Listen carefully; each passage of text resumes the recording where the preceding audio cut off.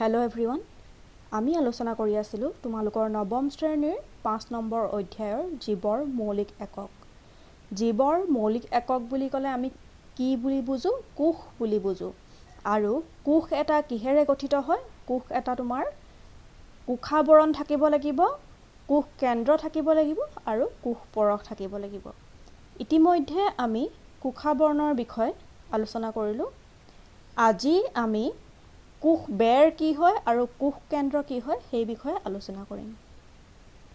গতিকে welcome to our channel straight lines, আৰু আমি আজিৰ ভিডিঅ' আৰম্ভ কৰোঁ আহক।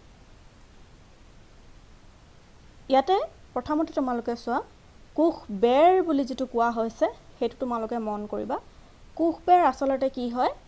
উদ্ভিদ কোষত কোষাবৰণৰ উপৰিও বৰ্হি আৱৰণ এখন থাকে। এই আৱৰণখন ডাঠ মোটা হয়, ইয়াকে কোষ বেৰ বোলে। তোমালোকে চিত্ৰত এইটো এটা উদ্ভিদ কোষ দেখিছা। এতিয়া এই উদ্ভিদ কোষটোত তোমালোকে চোৱা, এইখন চোৱা, দুখন আৱৰণ আছে। এই যে বাহিৰত যে তোমালোকে এনেকৈ যে দেখিছা, এইখন এখন আৱৰণ, আৰু ভিতৰৰ ফালে তোমাৰ গ্ৰীণ কালাৰকৈ এইখন এখন আৱৰণ। দুখন আৱৰণ তোমালোকে দেখা পাইছা। এই ভিতৰৰ আৱৰণখনক আমি কোষাবৰণ বুলি কৈছিলোঁ। আৰু এই যে তোমালোকে বাহিৰত আৰু এখন আৱৰণ দেখিছা, এই বাহিৰৰ আৱৰণখনক কোৱা হ'ব কোষ বেৰ বুলি কোৱা হ'ব। অৰ্থাৎ কোষ বেৰখনে কি কৰিব? কোষাবৰণখনক আৱৰি থাকিব বুলি কোৱা হৈছে। আৰু সেই আৱৰণখন ডাঠ বুলি কোৱা হৈছে আৰু মোটা বা শকত বুলি কোৱা হৈছে। আৰু এই আৱৰণখনক কি বুলি ক'লোঁ আমি? কোষ বেৰ বুলি ক'লোঁ। এতিয়া এই কোষ বেৰখন কিহেৰে গঠিত? ই চেলুলজেৰে গঠিত। এতিয়া চেলুলজনো কি হয়?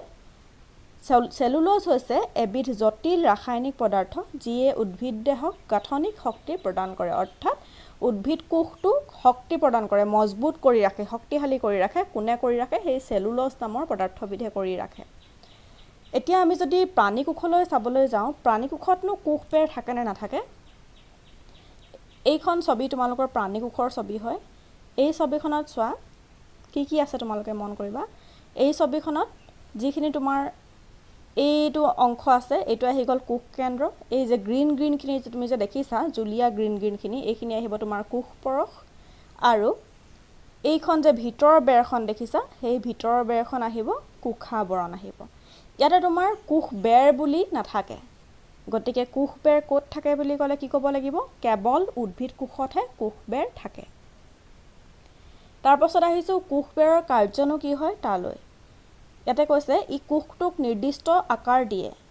আৰু দ্বিতীয়তে কৈছে ই কোষটোক শক্তি প্ৰদান কৰে। এইটো আমি অলপ আগতে কৈ আহিছোঁ যে কোষ বেৰখন কিহেৰে গঠিত? চেলুলজেৰে গঠিত। আৰু চেলুলজৰ কাম কি? যে তোমাৰ কোষটোক শক্তিশালী কৰি ৰখা।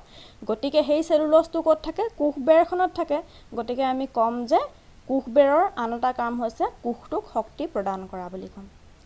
তাৰপাছত আহিছোঁ প্ৰ'ট'প্লাজমৰ সংকোচন কি হয় সেইটো চোৱা।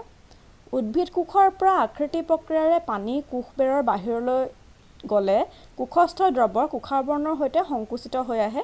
এই পৰিঘটনাক প্ৰ'ট'প্লাজমৰ সংকোচন বুলি কোৱা হয়। এতিয়া আমি ইতিমধ্যে আগৰ ক্লাছত আকৃতি কি হয় পঢ়ি আহিলোঁ, হয়নে? তাৰমানে কোষাবৰণখনৰ মাজেদি যদি তোমাৰ পানী বাহিৰলৈ গুচি যায়, সেই প্ৰক্ৰিয়াটোক কি বুলি কোৱা হয়? আকৃতি বুলি কোৱা হয়, হয়নে? এতিয়া সেই আকৃতি প্ৰক্ৰিয়াৰে পানী কোষ বেৰৰ বাহিৰলৈ গ'লে কি হ'ব? সেই কোষটো কি হ'ব? সংকুচিত হৈ আহিবনে? তোমাৰ তেতেৰা মেমেৰা পৰি আহি থাকিব। সেই সংকুচিত হোৱাকে সেই পৰিঘটনাটোকে কি বুলি কোৱা হ'ব? প্ৰ'ট'প্লাজমৰ সংকোচন বুলি কোৱা হৈছে। তাৰপাছত আহিছোঁ কোষ কেন্দ্ৰলৈ। এতিয়া কোষ কেন্দ্ৰ কি হয় তোমালোকে মন কৰা। ইয়াতে তোমালোকৰ চোৱা, এইটো উদ্ভিদ কোষত এই অংশটো হৈছে কোষ কেন্দ্ৰ, দেখি পাইছা? এই অংশটো হৈছে কোষ কেন্দ্ৰ। এতিয়া সেই কোষ কেন্দ্ৰটোক কোষ এটাৰ মুখ্য কাৰ্যালয় বুলি কোৱা হয়। যিদৰে তোমাৰ বেংকবিলাকৰ মুখ্য কাৰ্যালয় থাকে, হয়নে নহয়? তেনেকৈ তোমাৰ কোষ এটাৰ যিটো মুখ্য কাৰ্যালয় সেইটো কি হয়? কোষ কেন্দ্ৰ বুলি কোৱা হয়। ই কোষৰ কাম কাজবিলাক নিয়ন্ত্ৰণ কৰে। কোষ কেন্দ্ৰক আৱৰি এখন 2 তৰপীয়া আৱৰণ থাকে, ইয়াকে কোষ কেন্দ্ৰাৱৰণ বোলে। চোৱা, যিদৰে তোমালোকৰ কোষটোৰ কোষাবৰণ থাকে, হয়নে? কোষটোক আগুৰি এখন আৱৰণ থাকে, সেইখনক কি বুলি কোৱা হয়? কোষাবৰণ। ঠিক তেনেদৰে কোষ কেন্দ্ৰটোকো আৱৰি এখন আৱৰণ থাকে, সেই আৱৰণখন 2 তৰপীয়া হয় আৰু সেই আৱৰণখনক কোৱা হয় কোষ কেন্দ্ৰাৱৰণ বুলি। এতিয়া কোষ কেন্দ্ৰাৱৰণ কেনেকুৱা হয়? ই ৰন্ধ্ৰযুক্ত হয়, অৰ্থাৎ ইয়াৰ সৰু সৰু বিন্ধা কিছুমান থাকে।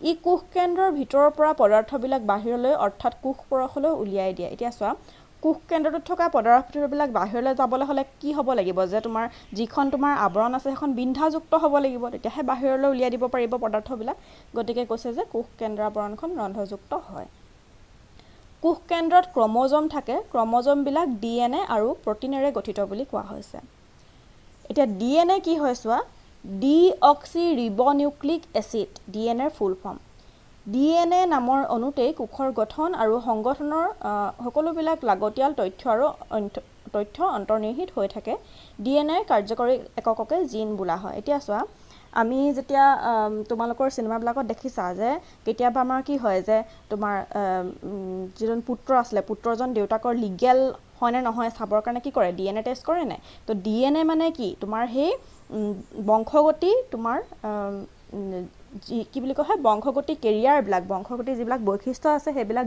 ডিএনএ বিলাকে এজনৰ পৰা আন এজনলৈ কঢ়িয়াই আনে তাৰমানে বাপেকৰ পৰা পুতেকলৈ কঢ়িয়াই আনিব পাৰে আৰু সেই ডিএনএৰ যিটো কাৰ্যকৰী একক তাকে কি বুলি কোৱা হয় জিন বুলি কোৱা হয় কিছুমান আমি ডিজিজৰ কথা কওঁ কিছুমান বেমাৰৰ কথা কওঁ যেনেকৈ জেনেটিক ডিজিজ বুলি কওঁ হয় নাই তাৰমানে কি যদি তোমালোকৰ পৰিয়ালত কাৰোবাৰ সেইটো বেমাৰ আছিলে তেনেহ'লে মানে তোমালোকৰো সেই বেমাৰটো হ'ব পাৰে সেইটো কি বুলি কোৱা হয় জেনেটিক ডিজিজ বুলি কোৱা হয় বা বংশগত তোমাৰ বেমাৰ বুলি কোৱা হয় হয়নে কেলে কোৱা হয় হেতুকে কি বুলি কোৱা হয় জিন বুলি কোৱা হৈছে জেনেটিকটো ক'ৰ পৰা আহিছে জিনৰ পৰা আহিছে আৰু ইয়াতে কোৱা হৈছে যে ডিএনএ কাৰ্যকৰী এককক জিন বোলে বুলি কোৱা হৈছে কোষ এটা যেতিয়া বিভাজিত অৱস্থাত নাথাকে তেতিয়া ডিএনএ বিলাক ক্ৰমেটিন দ্ৰব্য হিচাপে থাকে এতিয়া আমি গম পালো যে কোষৰ বিভাজন হয় এতিয়া কোষ এটা যেতিয়া বিভাজিত অৱস্থাত নাথাকে তেতিয়া ডিএনএ বিলাক কেনেকৈ থাকে ক্ৰমেটিন দ্ৰব্য হিচাপে থাকে যেতিয়া কোষটো বিভাজন হ'বলৈ অগ্ৰসৰ হয় ক্ৰমেটিন দ্ৰব্যবিলাক সংগঠিত হৈ ক্ৰমোজমলৈ পৰিণত হয় বুলি কৈছে তাৰ পাছত চোৱা কোষ কেন্দ্ৰৰ কাম কি এটো আহিছে কোষ কেন্দ্ৰৰ কোষ বিভাজন বা কোষৰ বংশ বিস্তাৰত মুখ্য ভূমিকা লয় এতিয়া চোৱা মই অকমান আগতে কৈ গৈছো যে কোষ বিভাজন বুলি কৈ গৈছিল কোষ বিভাজন মানে কি তোমাৰ এটা কোষৰ পৰা অধিক কোষ হোৱা তাৰমানে প্ৰথমতে ধৰা তোমাৰ এটো এটা কোষ আছে হয়নে যেতিয়া ইয়াৰ বিভাজন হ'ব প্ৰথমতে হি এটাৰ পৰা দুটা কোষলৈ পৰিণত হ'ব এটোকে তোমাৰ ডিভাইড হৈ পিনে দুটা কোষলৈ পৰিণত হ'ব তাৰমানে তোমাৰ এই কোষটো আছে ন ইয়াকে তোমাৰ ডিভাইড হৈ গ'ল ডিভাইড হৈ পিনে এইটো সাইডৰ পৰা এটো কোষ হ'ল এটো সাইডৰ পৰা এটো কোষ হ'ল তাৰমানে এটা কোষৰ পৰা ডিভাইড হৈ দুটা কোষ হ'ল তেনেকে এই কোষটো আকৌ তেনেকে ডিভাইড হ'ব আকৌ ই দুটা কোষ উৎপন্ন কৰিব তেনেকে ইও আকৌ তেনেকে দুটা কোষ উৎপন্ন কৰিব এনেকে কোষবিলাকৰ বিভাজন হৈ গৈ থাকে তেনেকে ই দুটা কোষ কৰিব আকৌ ই দুটা কোষ কৰিব তেনেকে কোষৰ বিভাজন হয় এতিয়া চোৱা যেতিয়া কোষ কেন্দ্ৰয়ে কোষ বিভাজন বা কোষৰ বংশ বিস্তাৰত মুখ্য ভূমিকা লয় বুলি কৈছে এই প্ৰক্ৰিয়াত এটা কোষ বিভাজন হৈ দুটা নতুন অপত্য কোষৰ সৃষ্টি হয় তাৰমানে এটো প্ৰধান কোষটো আছিল মেইন কোষটো